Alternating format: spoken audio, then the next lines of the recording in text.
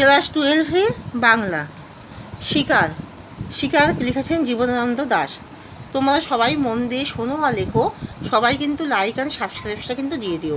সবাই কিন্তু সাবস্ক্রাইবটা কিন্তু দিয়ে দিও। আমি এবার পড়াচ্ছি, তোমরা সবাই মন দিয়ে শোনো আর লেখো। শিকার কবিতাটিতে যে ঋতুর ছবি ফুটে উঠেছে তা হলো শীত ঋতু। শিকার কবিতাটি শুরু হয়েছে ভোরের ছবি দিয়ে। ভোরের আকাশের রং কেমন? ঘাস ফড়িংয়ের দেহের মতোই নীল, কোমল নীল রং ছিল ঘাস ফড়িংয়ের দেহের। ঘাস ফড়িংয়ের দেহের মতো কোমল নীল রং রয়েছে ভোরের আকাশের। চারিদিকে পেয়ারা ও নোনার গাছ টিয়ার পালকের মতো। চারিদিকে পেয়ারা নোনার গাছ টিয়ার পালকের মতোই সবুজ। এখানে সবুজ রংটি নিসর্গের প্রাণময়তার প্রতীক। এখন আকাশে রয়েছে একটি তারা। একটি তারা এখন আকাশে রয়েছে। এই তারাটিকে কবি কিসের সঙ্গে তুলনা করেছেন? কবি তারাটিকে পাড়াগার বাসর ঘরের গধূলি মদির মেয়েটির সঙ্গে তুলনা করেছেন। শিকার কবিতায় পাড়াগার বাসর ঘরের মেয়েটিকে কবির মনে হয়েছে গধূলি মদির।